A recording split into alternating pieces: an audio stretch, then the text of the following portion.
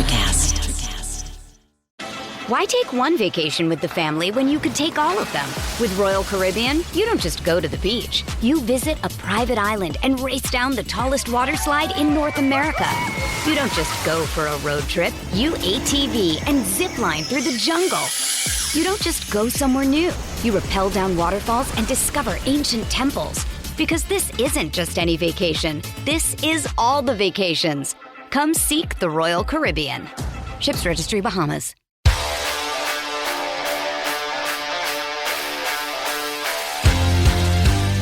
Welcome into Missing the Point. Oh my gosh, it's another Check My Oil. This will be the third episode ever across the course of 6 months, but we're really hoping to up the rate at which these are produced, especially since, guys, the amount of great fights coming up are unbelievable, and I had a fucking unbelievable time watching that card last Saturday. I genuinely enjoyed every single fight. I got a bunch of people that never watched the UFC, like Steven, my brother, never watched the UFC, but I made him listen to the show. He said he felt very informed, and then he had a really good time watching the card. So I feel like we're creating new fans for violence, which is really what we're trying to do here on Check My Oil, as well as, you know, have fun. We're going to do a little recap today, a little recap, medium-sized recap, a big recap, whatever you want to call it. It'll be what it'll be. Let's be organic about it. And we're going to go through the fights in the same order we did the preview for those of you who listen to that. If you didn't, welcome to your first episode of Check My Oil. Welcome to getting your oil checked. If you don't know what that means, Google it. We're going to talk about all the fights that we talked about, and now they've happened. So now we have facts. And I'll tell you, we did pretty good at predicting who was going to win and who wasn't. We did pretty good at predicting who were risky bets and who wasn't. And I have to say, guys, I was this fucking close to putting the $600 I had won on the night on Alexa Grasso to beat Valentina Shevchenko, but I thought back to the show and I was like, well, both the guys didn't think that was possible. Fuck you guys for that, for sure. But that's okay. You can't think about it like that in a gambling sense. We'll get to that fight. That was a good one. That was a great one. I'm really glad that division isn't stagnant anymore. But we're going to start with Ian Garry and Song Keenan, because that was the fight we started with last time. And it was a really interesting and entertaining fight. Exactly what we said what was going to happen was that Ian Garry, Ben, I think it was your point, stands too fucking straight up. His chin's always up in the air. He's going to get caught by someone. What we did say was it's not going to be Song Keenan. That was incorrect. In the first round, he gets absolutely buzzed, hits the deck, gets back up, goes on to win the fight in I would call it borderline spectacular fashion. Borderline. It was a solid win. It was a really good win. It was a knockout. We said that. We said he couldn't get to a decision. He needed to make a statement. Despite that blip, Matt, you seem to be higher on Ian Garry than maybe you were this time last week. I am. I certainly am. We were right. Stands too straight up. He did get taken down, but then, man, he looked so sharp in the rest of that fight, just tagging him with anything he wanted. And, you know, I have to apologize because I made a couple jokes at the expense of the Irish people and you but in the last show. And since then, I found out I'm actually 1/8 Irish. I totally forgot about that. Oh my God. It's been a tough week. Rips with it. I one step at a time. But you go day to day. You just go day by day and you make it happen. No, I love Ian Garry. I really like his style. Matt, prop comedy, as much as I do revere it as the greatest of all comedic art forms, is not great for radio. Just call me Gallagher, baby. What are you doing, man? Did you just go pick that up right before this? You know I did. What do you mean? It came with the Ancestry.com report. I can do it. I love Ian Garry. I love his style. And I think when he learns how to protect himself more, I think he's going to actually be a force. I think he just needs to keep on fighting these strong guys, these guys that have some skills but are never going to quite make it. And I think we're going to see a future from him. And I love the after-fight antics from him as well. I don't know if... I mean, yeah, we'll see a future from him if he keeps fighting guys that can't finish him. I agree with you. But I mean, eventually, like we said, a step up of competition is going to happen. Well, let's think about it. He's a lock for the McGregor fight card. He's a lock for it. So if he can fight one time in between those two, because now he's not injured, now he's healthy, he's ready to go, and show some more flash and not, hit the deck on a simple shot, I can see him moving up very quickly. Ben, what'd you think of that punch? I felt like it was amateur hour getting clipped with that and going down. What'd you think? Yeah. So overall, really impressed with Ian. he was leading with the jab really well and just lead side attack. So he was jabbing to the body, changing levels, and then lead side switch kick. Really, really impressive stuff. But as we were talking about, he would enter 2 straight up, but more importantly, he was exiting the pocket 2 straight up. So he got caught in the middle of what looked like the middle of a conversation. He led with the jab, and then it looked like he was loading up the right hand and got caught with a wild hook, which any other time would have missed. Would have missed by a mile. It was a desperate hook that just happened to catch because Song had nothing for him for the rest of the fight. Real good attacks to the calf, making Song entirely immobile.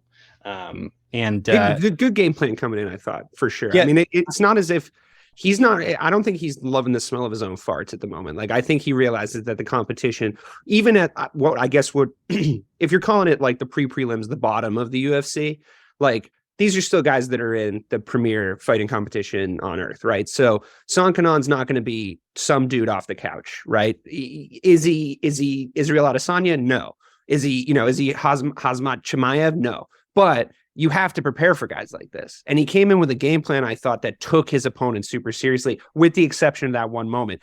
I feel like now that we're talking about it out loud, and now that you've given me that technical analysis of like the actual punch, I feel actually less concerned about it. As much as we knew it was going to happen, and there is that kind of technical hole in the defensive part of his game, I feel like that it's almost good that it happened. When a team is having an 8-0, 9-0 season, they're cruising to 16-0, and you're kind of like, I kind of want them to take one L, because you got to learn. You got to learn the things that you're not doing right, and you don't want that found out in the championship rounds or a championship fight or something like that. So, yeah, I mean, if it's that simple of a technical mistake, maybe he was getting a little bit overconfident in the middle of the fight, but I don't know. I feel like he'll look at that, he'll work to improve it.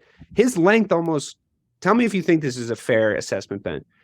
His length almost kind of let him down in that situation, because I think he's so used to like touching guys at the end of his length that when he moves in and out, like you were saying, he immediately feels like he doesn't have to move that far, right? But then he was just a little one step more into the pocket than he thought, and then bang. Well, yeah, so two good points that you bring up. Good that it happened, because he got clipped, got dropped, recovered well, and then his hand never dropped for the rest of the fight. So he was striking. So he was protecting the very bottom of his jaw. So when he would load up for the fight to throw the right hand, his hand would drop. Then he brought his hand higher and he started loading from there. He learned from it. He adjusted really well. But one thing that tall guys do, and you see this in the gym a lot, you see this in fights, his head movement was essentially a lean. That's all he had. Oh, so I've seen that in the mirror a few times. Yeah, I've felt you slap me in real life because of that lead, because I'm like, but my arms are so long.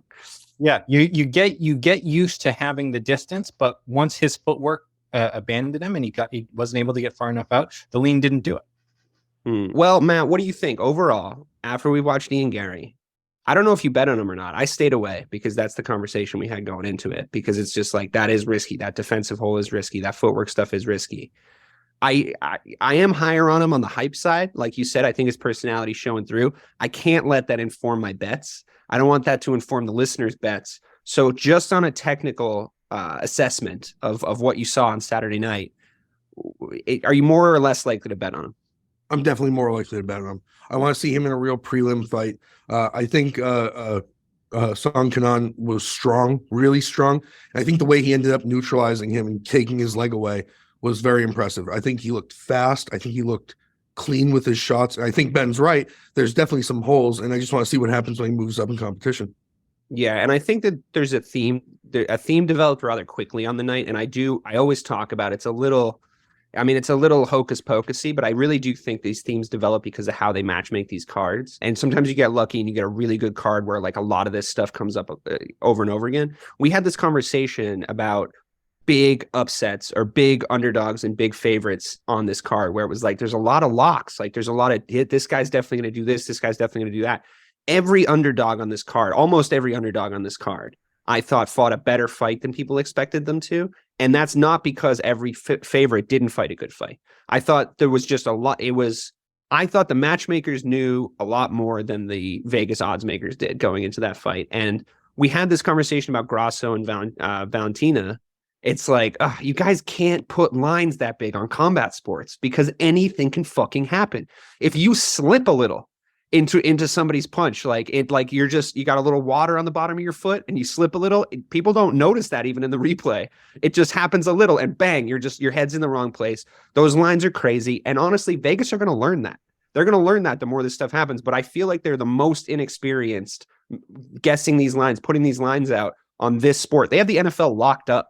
They know exactly how to put lines on the NFL. Sometimes you see these cards and you're like, oh, there's some value here because of Vegas is not like they don't know, but what they don't know is that MMA is just so fucking wildly unpredictable.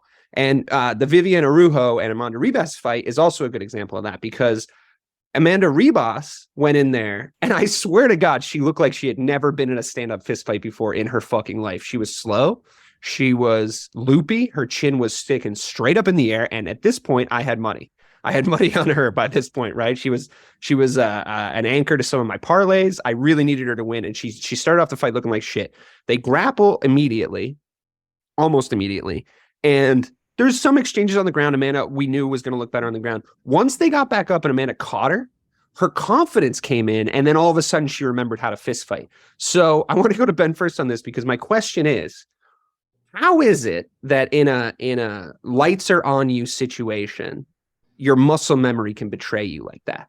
Like to the point of like, I can see people being stiff. I can see people being lacking confidence. I can see people shelling up, but to just completely forget how, because that's obviously not her stance. That's obviously not her usual approach to stand up fighting. It's obviously not her footwork. Once she got confident, that changed. But how is it that your muscle memory would abandon you like that? And it didn't look like it was going to be the game plan either. I'd honestly rather just skip this fight for all that it's worth, for Christ's sake. God, that was awful. But I've never seen anything like that. That was crazy. The wacky waving inflatable arm flailing too.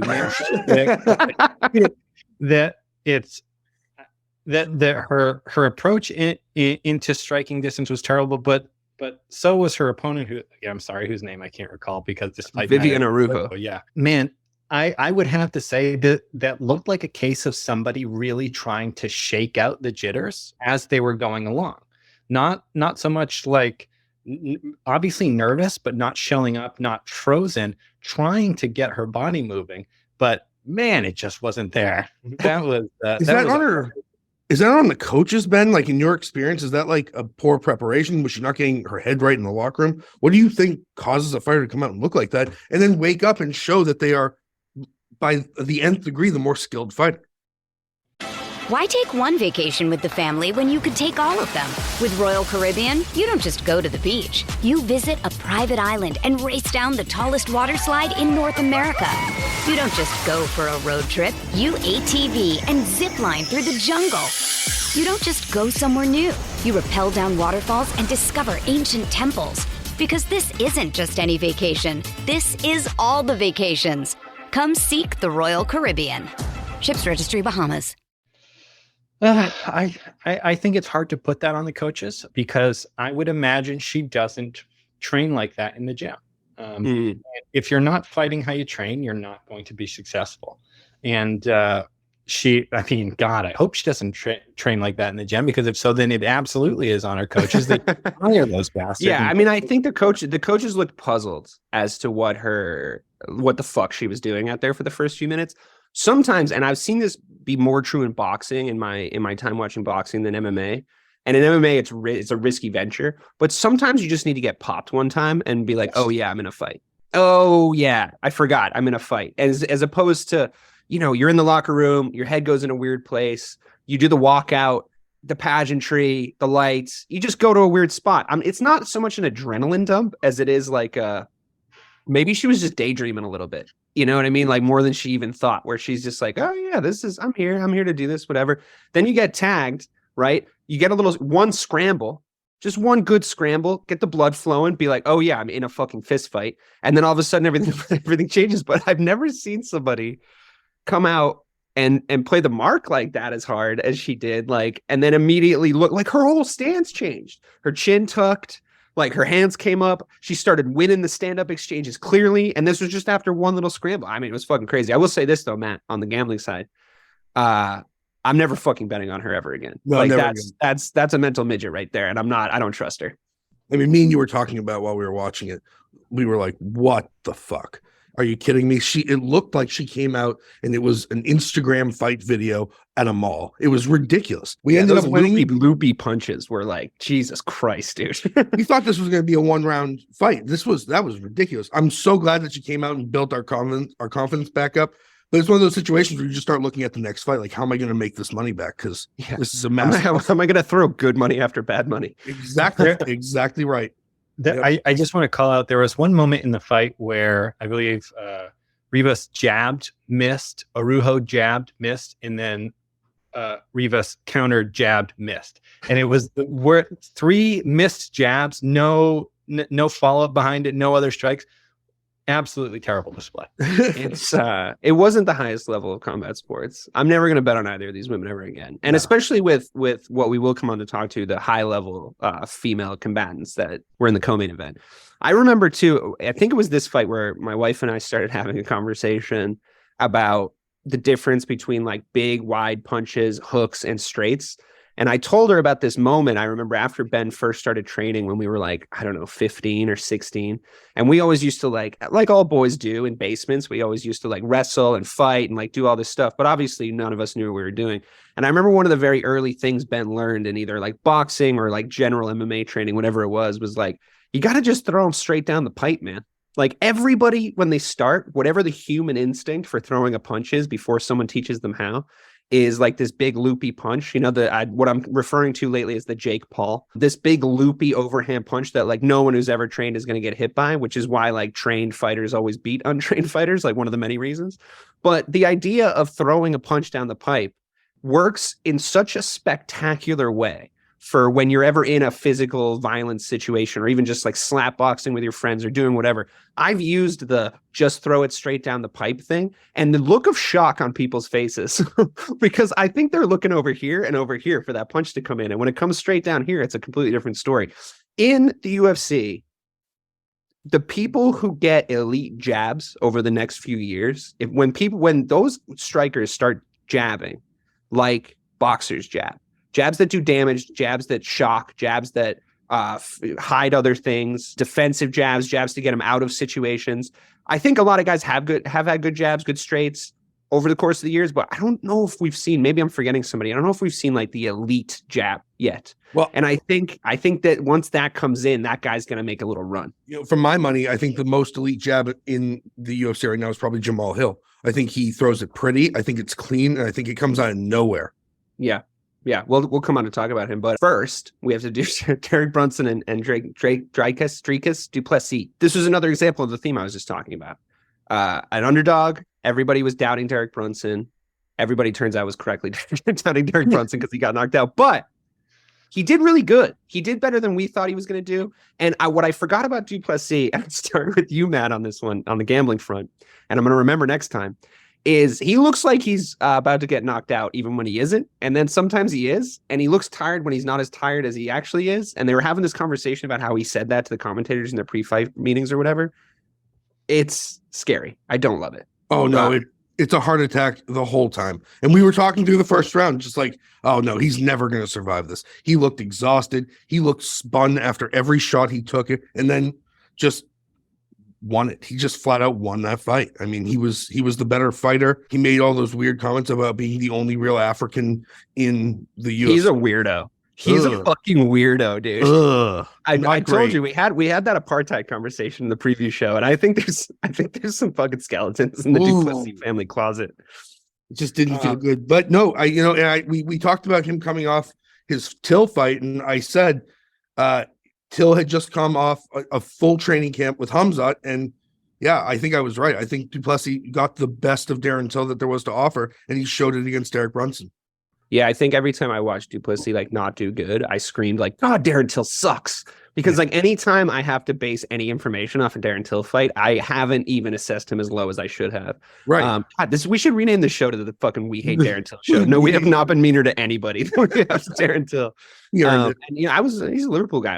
I was on for him. Ben, from a technical standpoint, it wasn't the most technical fight in the world, but I did think the finish was pretty technical. I think du Plessis is talented. I didn't see anything to change my mind about your very valid point of them both being gatekeepers. What do you think?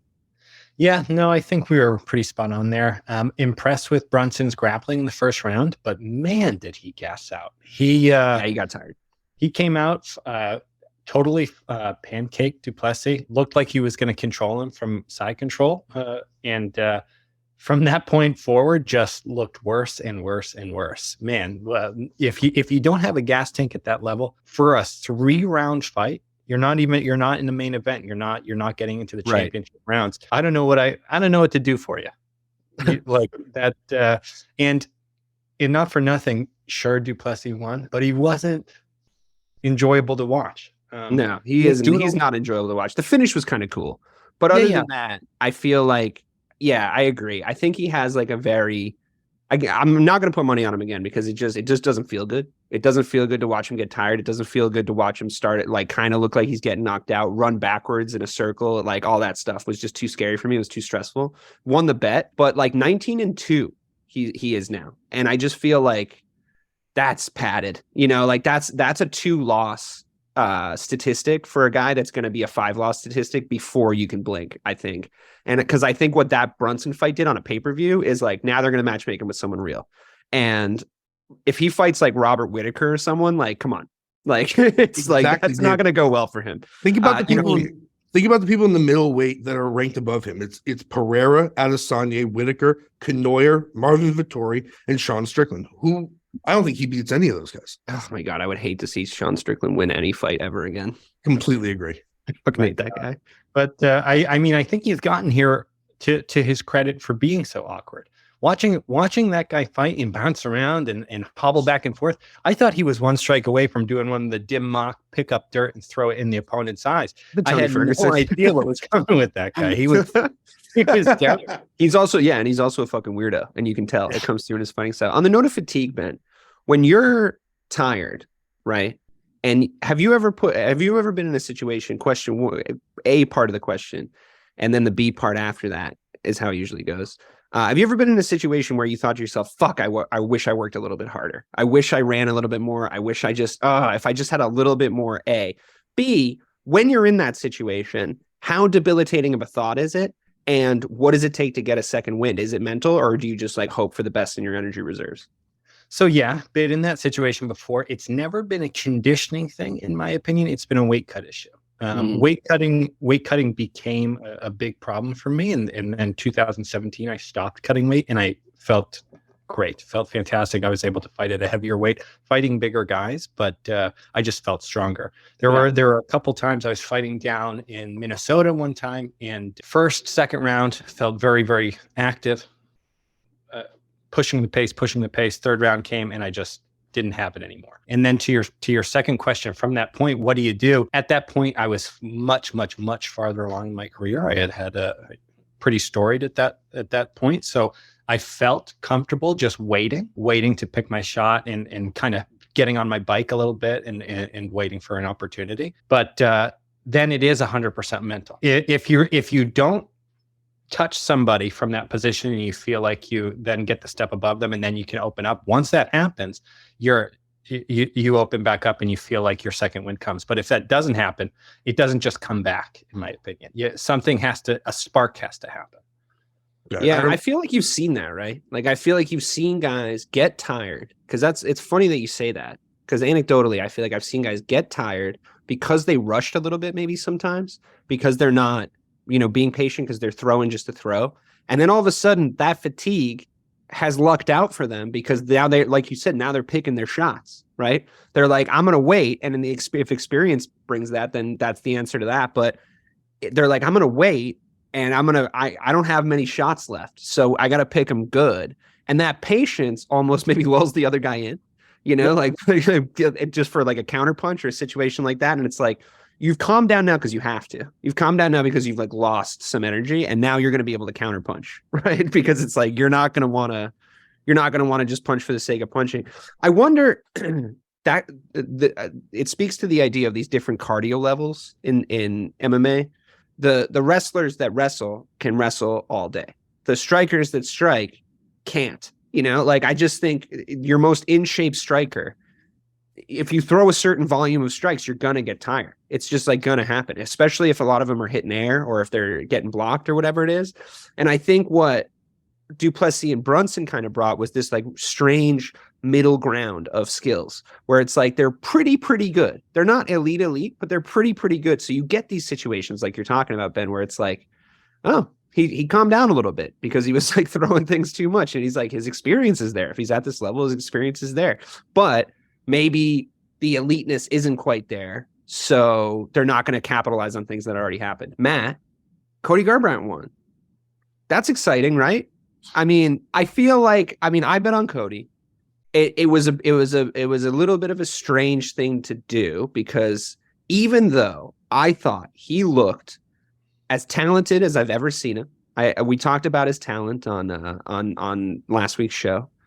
I think he looked fast, just like he's always been. But he came in with a smarter game plan. He finally left that fucking gym, alpha male. And now he can actually play defensively when he needs to. However, when he was touched by Trevin Jones on the face, he looked like he was ready to go to sleep. He looked like he was immediately ready to go to sleep. So again, another piece of the theme. From a gambling perspective, I didn't feel good about that. Like that third round, I was like, Jesus Christ. I knew he was going to win on points. But that third round, I was like, that chin is the most fragile thing since like the Queen's jewels. Like if you drop that, it's going to shatter. I can't with that chin, dude. Like, yes, he was more defensive, but those were taps he was taking. Those were not knockout punches. He takes anything clean ever again, he's going out, right? Without a doubt. I mean, without a doubt. Hats off to Trevin Jones for staying in there with him when Cody looked as sharp as we've seen him in his past 5 fights. But man, he was acting a bit like a fool. And then when he got hit, he looked like he was in another universe every time. Cody has put himself in a horrible position where now he has to fight a real fighter. And I'm not going to bet on him. There's no chance I'm going to bet on somebody that has a clean hook to fight Cody because I think he's just going to go to sleep again. It's just, yeah. I don't have anything really personally against him. It's just he's looked so bad, and he looked much better. So hats off to him. But I want to see him fight somebody real, not a 13-9 fighter. I wish he was at that gym his whole career. I wish he was at that fucking gym he's at now his whole career. Ben, a recurring theme on this show is going to be something I mention every week. You've never been knocked out, not one time. I actually have been knocked out before in drunken street fight situations. And you never have, and you got in real fights on purpose. So that's impressive. When a guy like Cody Garbrandt comes in, it was a smart game plan, like I said. He doesn't get tagged bad enough to go out. I'm 100% sure if he ever gets anything resembling a big smack, he's going unconscious. His chin's gone. It's gone. It's not there anymore. What part of it, in your experience, there's no way you haven't taken bell ringers. Maybe you haven't gotten knocked out, but I'm sure you've taken some bad ones. I'm sure you have a top 3. What is it about the confidence levels in your chin? How much does that factor in? Because I think half of Cody Garbrandt's problem is he's worried about his chin. Like, I think he's like, shit. And then the other half is that it actually is gone. I think that his brain is trained to shut off when he takes a hard smack. He's just at that point. So did your confidence in never not getting knocked out help you? And also, those big smacks that you took, was there any moment where you had to go, I'm not getting knocked out right now? Because there was a moment there once or twice with Cody where he was going, oh shit, I'm getting knocked out. Like he was almost ready to accept it, like on that borderline level. So tell me that. Yeah, man, Cody Garbrandt, the 90-10 fighter. Guy wins 90% of the fight. And then if he doesn't get knocked out in the last 10 seconds, then he still gets his ass kicked. Yeah, I think confidence in your chin is a huge deal because you can't be once the fight gets going, you can't be thinking about anything else. You can't be thinking about I shouldn't be in the pocket. You should be confident to move forward, to be able to slip, to get in there. If you need to go for a takedown, you have to get in the pocket. You have to be within striking range the entire time. There was a time, you guys watched this fight on TV when I fought at Foxwoods, and I got clocked with an elbow on the top of the head, and my feet just went out from under me. That was one of the strangest things that's ever happened because that was the first time I had been knocked down in a fight, and I got hit on the top of the head, and my legs got all tingly. very numb, and they went out from underneath me. I got back up. I wasn't 10 counted, which benefited me on the scorecards, but not in the fight. So I didn't get 10 count. I didn't get a time to recover. Fight immediately started. I had to immediately clinch. That was a rough one, because then you have to control you have to immediately control distance when you get rocked like that. If you don't, and you're letting this guy pick shots, you're about to get put out one way or another. So, I mean, I am worried about Cody, like his mental health, but yeah, I feel like those cold hard facts about getting separated from your consciousness are just going to never put him in a position to ever be a champion again. What do you think, man? No, I agree with you. And I'm sure it's extremely difficult, because I remember Ben fighting at Mohegan's Sun in a boxing match, and he got tagged with one that didn't put him down, but you could see in his eyes at the moment he didn't know where he was. And afterwards he told me it was a bright light, it was a flash, and I kind of forgot what was going on. And I mean, when that happens to you, if you're a professional fighter and you're looking around a ring and you can't figure out what's going on, that's terrifying. First of all, it's going to rock your confidence. And then how do you have a game plan going forward until you feel healthy again? And you hear the commentators screaming, "Oh, he's hurt. He's hurt." That's what they're talking about. And Cody, just every time he takes a shot, he looks like he doesn't know where he is. So I'm not betting on Cody. I'm never betting on Cody again. But no, me neither. It's too bad. So on that sad note, let's move on to the main card. Bo Nickal. Ben, did Bo Nickal knee that guy in the balls? Oh my God, bro, we saw you. How are you gonna come out and make a statement like that afterwards? I didn't. There's no, or whatever it was. It's on camera. It's on camera all over the internet. He said, "I'm not a cheater." First of all, nobody's accusing you of being a cheater, but we all saw it. The guy's not lying. Yeah, first of all, don't panic, Bo. You're incriminating yourself. He was like, I can see how he literally basically said, paraphrasing slightly, but when I saw his reaction, first of all, don't react. Any good publicist would have told him to just be like, no, I beat his ass. I was always going to beat his ass. Like, don't worry about it. You dismiss it as a thing. He added fuel to the fire with the idea of being like, I can see how it looked exactly like that, exactly on the high definition 4K camera footage being broadcast to like 64 countries. I can see how it looked like that. But that's just camera tricks. From my perspective, it was the inside of his thigh. It was like, Bo, I heard the screams of his dying children. You need him in the fucking testicles. It happened. Did that contribute to the takedown? No, I mean, I think the guy was happy to get a little bit of an out, to be honest with you. I think he probably felt Bo's strength. I think that it was like very obvious that he knew he was going to get fucked up, and he was in there to get fucked up. And as much as we said there was a theme of like underdogs doing pretty good on this card up until this fight and unfortunately the main event, I think this guy was just in there to get beat by Bo Nickal. I think he knew he was in there to get beat by Bo Nickal, and I think needing the balls, he was like, "Oh, great! I like now I can be like, well, I got needing the balls." That's his best case scenario for him, I think, leaving that fight. What do you think, Ben? Yeah, I mean, there's no way around it. The guy was going down. He was getting tapped in the first. Bo came in with a plan, and he stuck to it. He executed it. The nut shot was pretty blatant on the replay, but it was so quick when it happened, and from such an odd angle from that standing control position that I don't. I mean, oh, sorry, I stumbled. I think it made sense that the ref didn't step in there. It was hard to see, but it didn't matter. He was going down one way or another. Was it Herb Dean? Was Herb Dean the ref? Oh man, what a rough night he had. My God, dude. Sometimes he has nights where I'm like, you're going to let somebody get killed. Like this is it's unbelievable. It's unbelievable. Ben, can you tell me, because I'm sure you've been clipped in the balls before during a fight, what does that 5 minutes cure the pain? There's no way that brings you all the way back to ready, right? No, but here's the thing. Most of the time, or the few times that I've taken a nut shot, and then when you normally see it happen, you're protected. That's what the cup is there for. You need that time to not recover from the nut shot, but to recover mentally and think about, because most of the time, if people take the full 5 minutes, they are getting their ass kicked. They're looking for a way out. They're trying to rethink their game plan. It's happened to me. That exact situation has happened to me before, and I've done it to people, and I've seen it happen to them.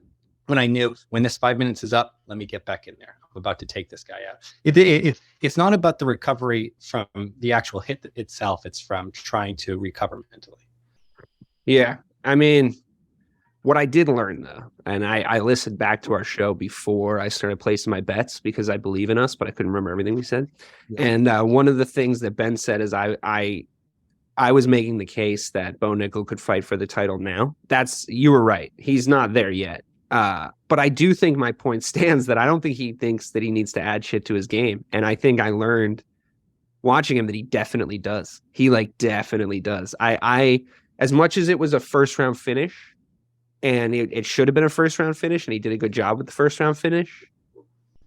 He looked like a guy that if he came up against a Hamzat or Rob Whitaker or they're going to stuff his takedowns and then they're going to beat his ass. I can actually see that happening if he doesn't add something to his game. I think he's got the athleticism to do it. I think he's got the fight IQ to do it. I think he's got the build to do it and the base of what he's learned. But Matt, what did you think of his? I mean, I think you can see holes already. I really do. Without a doubt. So I just want to pat myself on the back because it was such a bad odds fight that I took him for submission in the first round. No big deal. But I mean, he went down. He slipped in the first round. He didn't look comfortable on his feet at all. I feel like if you're Bo Nickal, you have such a gift at wrestling that you shouldn't focus on it really at all. He can dedicate, and he's so young, dedicate so much time to fixing his stand-up game, fixing his clinch game, figuring out another aspect that he can throw at these guys. I don't think he would beat anyone at the top of the bracket right now. I think he could. I think it's always possible with a wrestler, but like we said the last time, everybody's got a game plan until you get punched in the mouth, and he's going to get punched in the mouth by a gifted fighter. Yeah, I'm excited to see it. I'm looking forward to it. I'm happy to have him be an anchor in a parlay for me a few more times though, because that was an easy lock. Gamrot, Jalen Turner. Damn it, guys. Our guy, Jalen Turner. I know he was an underdog, but he looked good. He really did. I think Gamrot was just he was strong. I think you can make maybe a case that Jalen Turner won the fight, maybe, but I still am a fan of his. Ben, you're still a fan of his? Yeah, man, that was really, so honestly, props to Gamrot. He hid his takedowns behind his punches really well and was the much, much shorter fighter and did a great job of entering the takedown distance that he needed to against a much taller guy. But man, Jalen Turner, what an exciting guy he is to watch. And I'm back and forth. To your point, there is a case I think that he won, because how do you judge octagon control versus damage versus takedowns? I think at some point the scoring system needs to be revisited, maybe yesterday. But he was controlling the center of the ring, landing hard strikes. When Gamrot was controlling, he was taking him down pretty much at will, but no damage there. Damage has to outweigh everything. It's a fight. And to your point, I think in a different world we would have seen Turner win that. Yeah, I'm for the fighter, man. You know, I want somebody to go in there and try to do damage, not try to hold on, not try to control. I'm not saying he was doing a full-blown Kamaru Usman impression, Gamrot, but I think that he was less interested in looking to finish the fight, which I factor in, as an audience member. And I think, correct me if I'm wrong, Matthew, but I think that this is where we're always the farthest apart from the judges in situations like this. Right. And I think we said it to each other while we were watching the fight. It reminded me a little bit of Islam versus Volk, where, yeah, you nailed a takedown, but what did you do next? You didn't advance. You didn't put him in a submission position. You didn't ground and pound him. You took him down, and then he stood you up again. And when you were standing up with him, it was clearly Turner in control of the fight. It was without a doubt. So that was a frustrating one. Yeah, the judging system doing this pseudo kind of boxing judge. See, that's a weird point, though, because it is on the boxing scoring system, but at least in boxing, guys looking to fight get scored higher. Guys looking to fight. Well, I mean, obviously the fucking fix is in every other week in boxing. It depends who, I guess, which way the odds are going. But I mean, look at that Jake Paul Tommy Fury fight. It's Jake Paul looked more desperate. I think you could judge from a technical standpoint. You can judge that Tommy Fury did a lot better, but he did take some damage. He took some hits.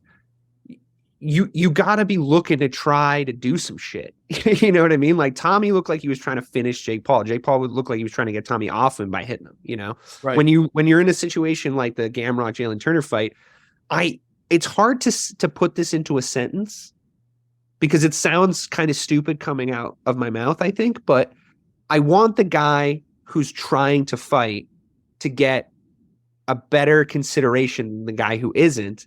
And I know that means that as a judge, you have to look at it like, I favor the striker sometimes a little bit. But I think that, like you're saying, Matt, like there is a way to judge advancing positions. There is a way to judge trying to finish the fight. I can fucking tell. I'm sorry, it's not that hard. The eye test, I can tell. I can tell when a guy's trying to hang on and get through something, and I can tell when a guy's trying to advance and trying to dominate. You can tell when someone's trying to dominate in a grappling match. When Marty Fake Newsman, I was like about to say it, and I just watched that video of Cody, what's his name? Kobe Covington fucking screaming Marty Fake Newsman at him. And it's like such a bad joke that it's good.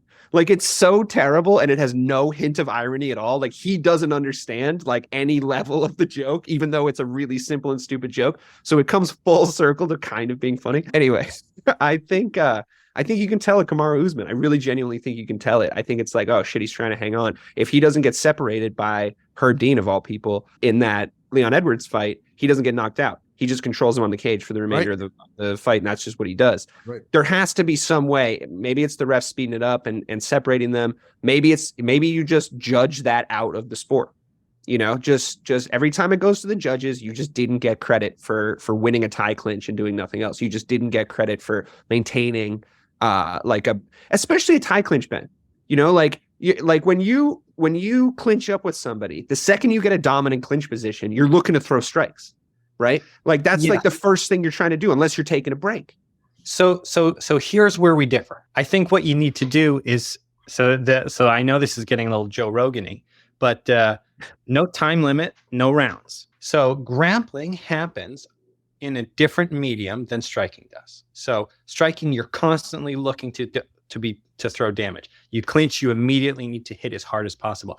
In grappling, you see these submission only matches that go on and on and on, where it looks like there's a stalemate, but it's just resting in a comfortable position, waiting to then advance position. Grappling, there's no way around it. It's just not as exciting to watch. However, there's a lot of technique going into those times where it looks like nothing is happening. And when you start to getting stood up, that's something that shouldn't be happening. When somebody... Okay, all right. Hold on a second. Let me just argue with you for a second, because I know that you know more about this than I do, but I'm looking at it from this is the thing that hasn't happened yet on this show with us. Sometimes myself and Matt look at this from a sporting perspective. You look at it from a martial arts perspective, which I respect. However, we're trying to put asses in seats here, guys. We're trying to sell tickets, you know? I'm watching this to be entertained. Now, you might be entertained seeing the technique more than I am, because I'm just like less educated on it as a martial art, but I'm educated on it as a sport. And quite frankly, I just wish they had stood Conor and Khabib up. I mean, what I'm saying actually is, sorry, Freudian. That was a Freudian slip. What I'm saying is, there's box office motherfuckers out there and they throw punches, you know? And like, I want that, you know, if Leon Edwards and Kamaru Usman, if Herb Dean doesn't step in and break them up, we are deprived of one of the great last second knockouts in the sport, you know? And I agree with you. It's almost like you're right. You're correct. You're morally correct. You're technically correct. And I still want to change it. Well, you know what I mean? I get it. And honestly, I'm right there with you. I wouldn't want to watch an hour-long fight of two guys literally ready to throw up on each other. Well, you've probably sat through a lot of those. You know, you've probably sat through a lot of these grappling competitions that, like you said, result in sort of stalemates. But what are we trying with mixed martial arts? What are we trying to prove here? What is the better martial art? Who's the better fighter, or who's the better showman? Today, it's who's the better showman. And I get that. There are tickets to be sold here. But in a fight, if you were in a back alley with somebody fighting and nobody was going to come interrupt, and you took that person down, you're not getting stood back up. Okay. Here's my compromise. With that, right? If you sell me your magic beans, I'll sell you my magic beans. You ready? The end of the third round, you score the guy in the dominant position higher than you scored the guy in the dominant or not dominant position in the other two rounds. And here's the logic. if there was no rounds, who looks like they were going to die? I want that to be an actual judging consideration, right? I'll give you an example of how much I actually believe in this, because I'll admit something to you, something people may forget. McGregor Diaz 2. At the very end of the third round, Conor gets his legs like taken out from under him. And I'm willing to bet if there was 2 more minutes in that round, he's not getting up. He's either going to get submitted or he's going to stay on his back for like the remaining, because Nate Diaz's jiu-jitsu is at that level where the energy levels had made it impossible for Conor to sort of mitigate him the way that he was able to mitigate him. And Nate was just ready to go on for 17 more rounds. I just know he was. He could have gotten punched in the face for the next 2 days. So I'll give you that. If you give me, don't let them mitigate the fight from happening in round 1 or 2. You know, like I think in round 3, and I'm talking about judging it out of the sport. Matt, weigh in on this part of it. I'm talking about judging it out of the sport. It's not a rules thing. It's not, don't even stand them up or whatever. Just make it like, let them have their fight, but make it so that when they're scored, that didn't win them the fight. Not the way it does now. You know, I mean, let the martial art be the martial art. But like when they're scored, it's like, you got to try to win, dude. You got to try to win. It doesn't necessarily have to be by striking or being exciting. I need to see you trying to win. Matt?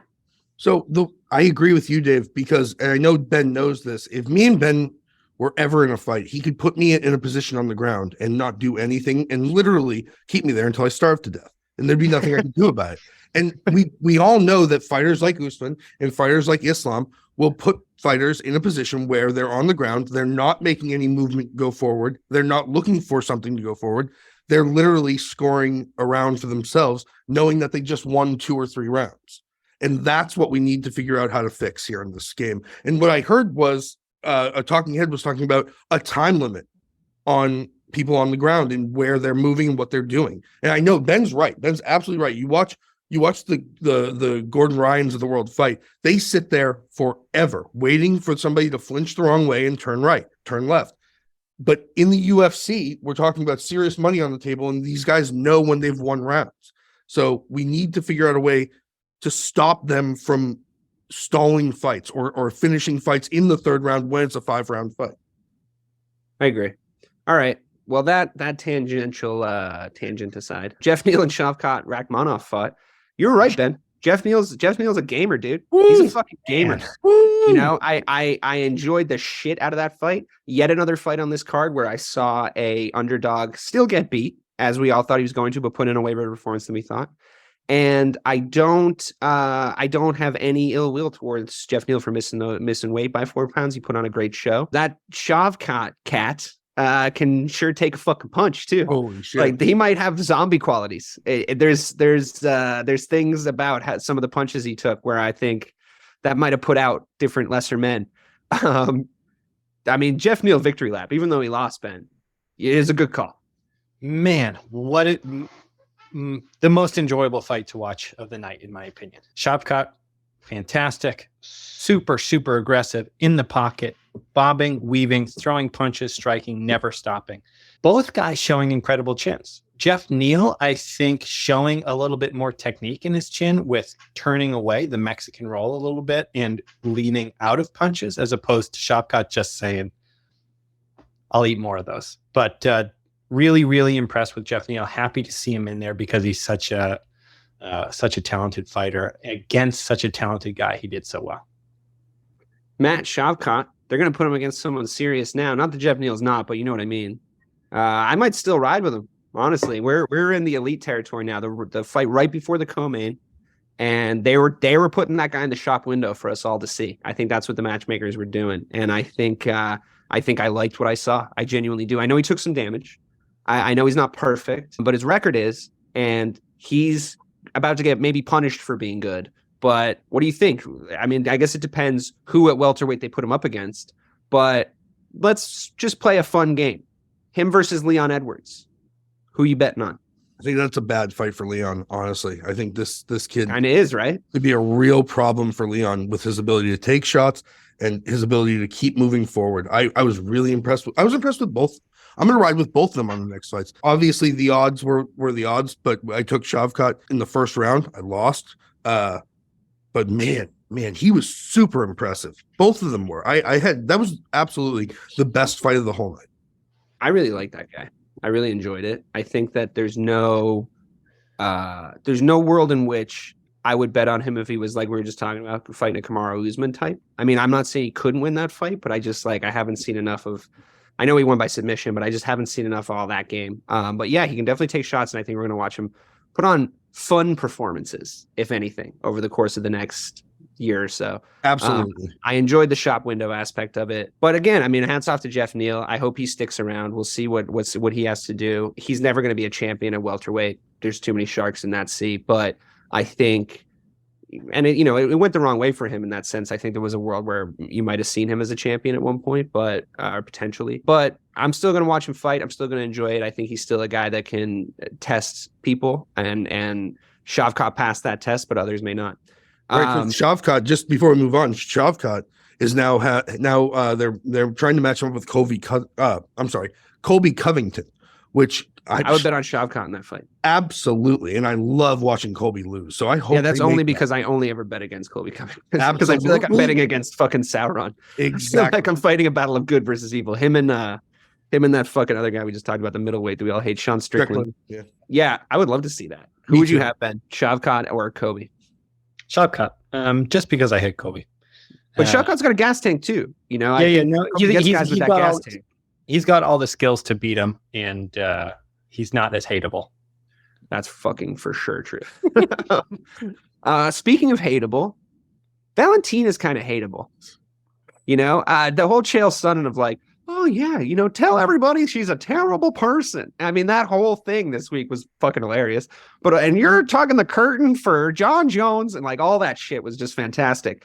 But I was happy to see her lose. I was genuinely happy to see her lose. I felt like that division was getting boring. I felt like she was almost holding up the title by fighting these tomato cans they were throwing at her. I feel like her attempt at greatness, attempting to beat Amanda Nunes, didn't work. So it just became this kind of like, all right, let's trot Valentina out again, I guess. Like you're just like, how are they going to make another like Ron Perlman does a voiceover video with her, or like a fucking UFC embedded of like, she's dancing again. She's still in she's still in some fucking horrific Arctic block country spinning around and like kicking people.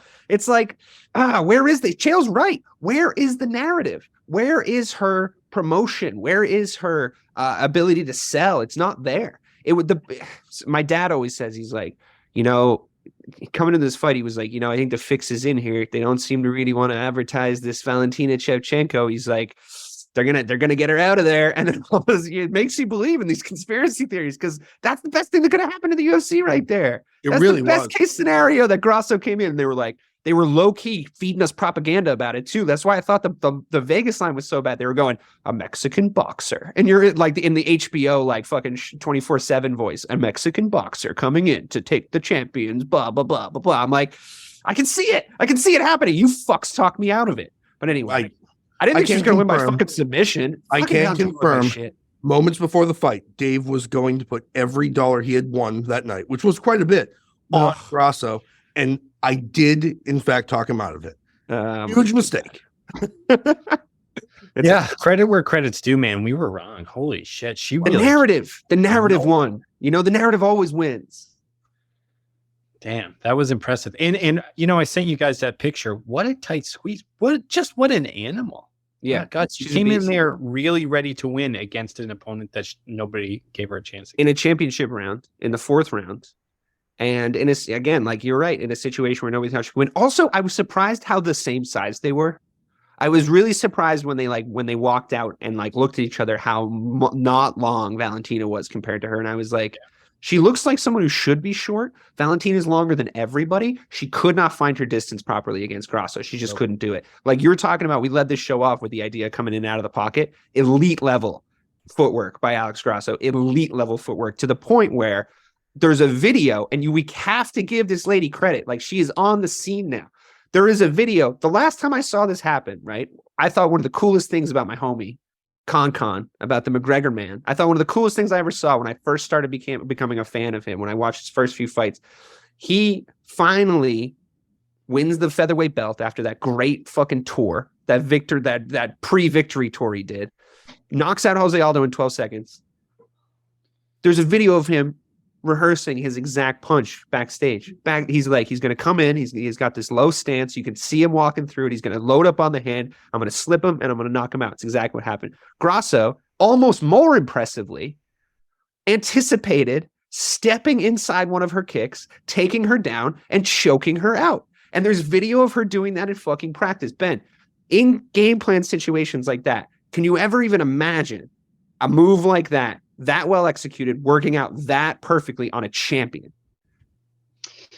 Man, can you imagine it? That's what you want. That's what you want to imagine. But exactly what she pictured happening.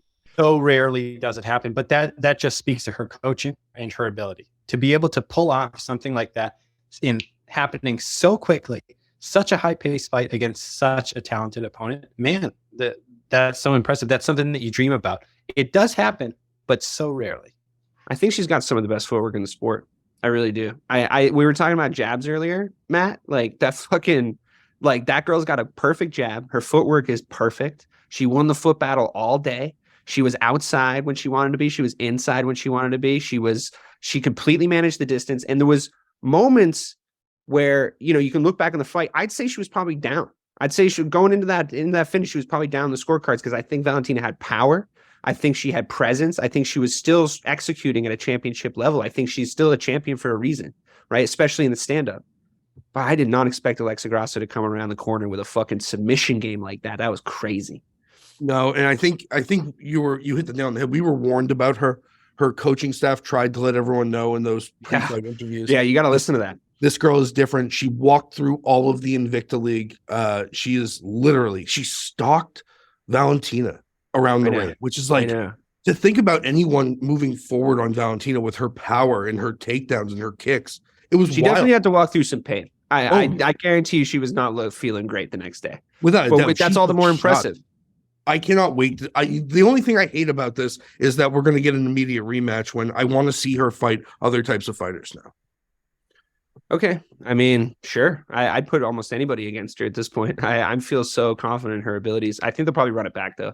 I think you at least got to give Valentina a shot to get her belt back. I think that's only fair. I think that's how you got to do it in combat sports. I just think, there's a chance it just wasn't her night. She still won every other, all those title defenses, as much as it wasn't like the greatest narratively, like I was saying.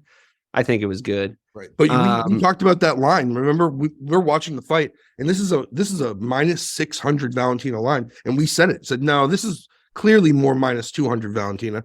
And we were wrong about that too. I mean, I think we were all baited into this situation, and I'm so excited to see what happens next. Yeah, me too. She was great. Unfortunately, the last fight and the main event of the night is going to be the shortest conversation, probably. I was telling anybody that was going to listen that John Jones was going to absolutely walk through Ciryl Gane. I mean, we were trying to find last week ways to talk Ciryl Gane into maybe winning this fight. Like we were trying to imagine it, and I just didn't see it. One interesting takeaway though, he did a really cool thing. I think he may have cemented some GOAT status. I think that there's a case to be made that he is the greatest of all time, but I do need to see him fight somebody better than that fucking absolute tin can that he fought on Saturday at heavyweight. And I love that it's going to be Stipe Miocic. I think if he beats him, then we can just stop the conversation right now. But one interesting thing that I saw in kind of his approach, Ben, tell me if it was ring rust or not. I don't think he feels super comfortable striking at that weight. I felt like he looked a little, maybe it's because he hasn't been in the ring at the Octagon in 3 years. I mean, you tell me. Yeah, so ring rust absolutely must play a part into it because he started to loosen up as the fight went on. But John has always excelled when he has had the size advantage on his opponent, which he has on everyone because he's a fucking freak of nature. But when he's in there against a guy like Ciryl Gane, it doesn't make as much sense for him to get in there and really try to trade. I don't think that would have been good anyway. I know we talked about that a little bit last time, him trying to come in there and be John Jones, beat this guy at his own game. But I think if we saw more of a stand-up match there, I think he would have put himself in danger needlessly. And god damn, did he just walk through that? That was crazy. Slipped the punch into the choke. Done. The takedown too. Tell me how technical you think that takedown is, because I've seen it kind of lauded as a great wrestling takedown, but to me, it just looked like a guy being like, let's go to the ground, fella. Like he just sort of like used his weight, just had a really good like lock around his body. And I know he stepped into it, but it didn't look as technical to me as just like double legging somebody. Am I just missing something? Well, because that speaks to Jon Jones' ability. He's a Greco-Roman champion, which Greco-Roman, they don't shoot. They don't shoot for the legs with double legs. They control the upper body and go for throws. And that's exactly what he did. He got in there, bread and butter, got his hands around him and just said, this'll do, son. It was so elite. It was so elite. Like, and the thing is, my cousin texted me right before the fight. She was like, hey, I'm actually watching the UFC, and she's married to a French guy. And she was like, we're cheering France. And I was like, I just need you to manage his expectations because I'm 100% sure that he's about to lose. And I'm almost 100% sure that it's going to be really fast and really embarrassing. And that's exactly what fucking happened and came to be. Matt, we should have bet a fucking first round finish. Of course we should have bet a first round finish. Absolutely. By the time you get to the main event, you're too jittery. You know, like, of course it was going to be a first round finish. What are we, stupid? He hasn't been in the Octagon in 3 years. We can't listen to that. We can't listen to those negative voices anymore, Matt. We can't do it. No, you're right. We have to be more confident in our bets, man.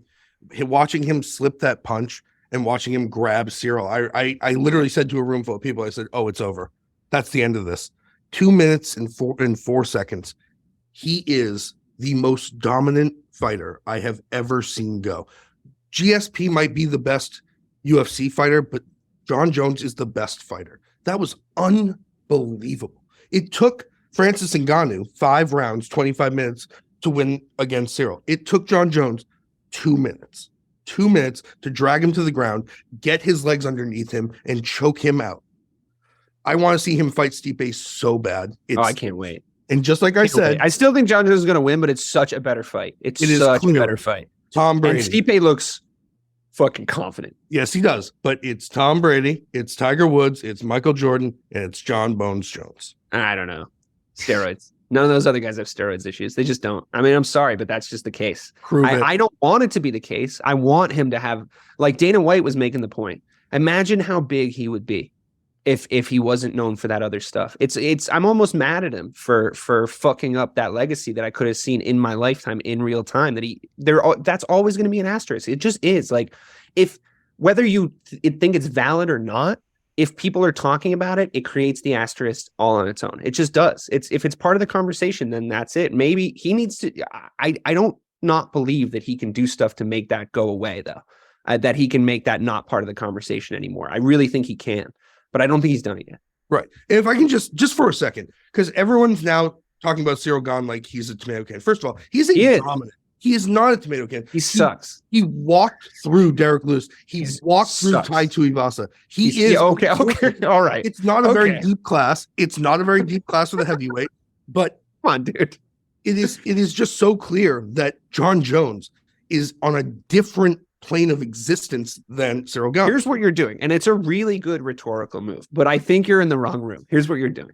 What you're doing is you're saying, I'm trying to prove A being Jon Jones is the best fighter of all time. And my counter argument was, well, he hasn't done quite enough to do that because of X.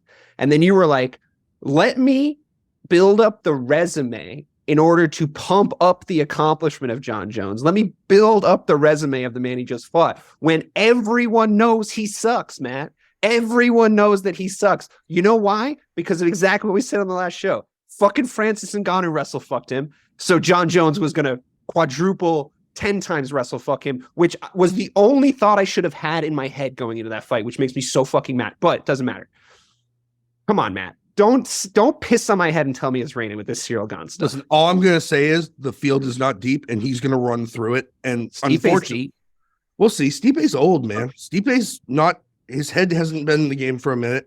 Do you think Stipe can beat Jon Jones? No, but it's better. It's better. No, none of us. It's better. It's better. I also I wish it had timed out better to see Cormier and Jones fight at heavyweight. I think that would have been like more interesting fight. I genuinely think Daniel Cormier, as much as he lost to Stipe those 2 times in heavyweight, he never really lost at 205 except to Jon Jones. I think that Cormier was at his best at heavyweight. I think his wrestling was like very different. I think he would have matched up very differently against Jones. I think he had a really tough time cutting to 205, to be honest with you. As much as he like looked good, his cardio still looked good. Like he was so much better at heavyweight. So I agree. Those would have been better fights for sure, but I'm looking forward to how this heavyweight thing plays out. And quite honestly, Dana White can say that Francis is never coming back all he wants. Let's see when like you said, when John Jones runs through everybody at heavyweight and it becomes boring again for John Jones to be champion. Let's see if we can refuse that money. If we can refuse that money at the top of the heavyweight division. I'll say this last thing about John Jones. To be the best heavyweight of all time in the sport of fighting, not boxing, just fighting, means you could beat any human being that we have on the record books in any time period ever. And that's got to be a cool enough feeling to not get drunk and do cocaine. Like, you have to be able to just realize that you're the most dangerous man who's ever lived, ever. Like, fictional characters, a lot of them couldn't fucking run through you. You're the man with no name. You're the gunslinger. You run this fucking desert. Just get high off that, John, because honestly, I can't do it anymore. I want to see greatness, and you're muddying the waters. And as an absolute degenerate myself, I get it, but come on, man. Fucking get it together. I hope new John Jones is real, but it looked like he was acting. Folks, we thought that a recap of 285 was more interesting than a preview of the fight night this Saturday. But listen, it's going to be a good card. Tune in. It's going to be a lot of fun to watch. There is narratives in there, but don't think we're not going to be back to do UFC 286. It's another fucking electric pay-per-view. Leon Edwards, Kamaru Usman 3, technically. Justin Gaethje, Rafael Fiziev, I think, is a great fight. Joanne Wood and who's she fighting? Luana Carolina, she's fighting him. Vittori's fighting on it. I think he might be a little bit of an also-ran in that division, but we'll see. So tune into the next episode next week, and we'll talk all about that. Gentlemen, thank you so much for your time. This has been Missing the Point.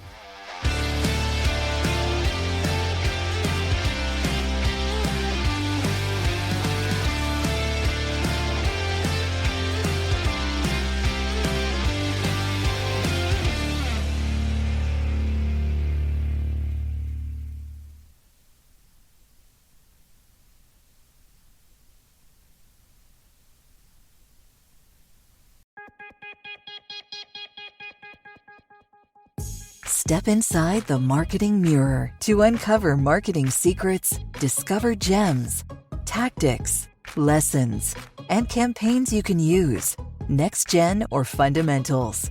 Grab the marketing magic to improve your marketing and win more business.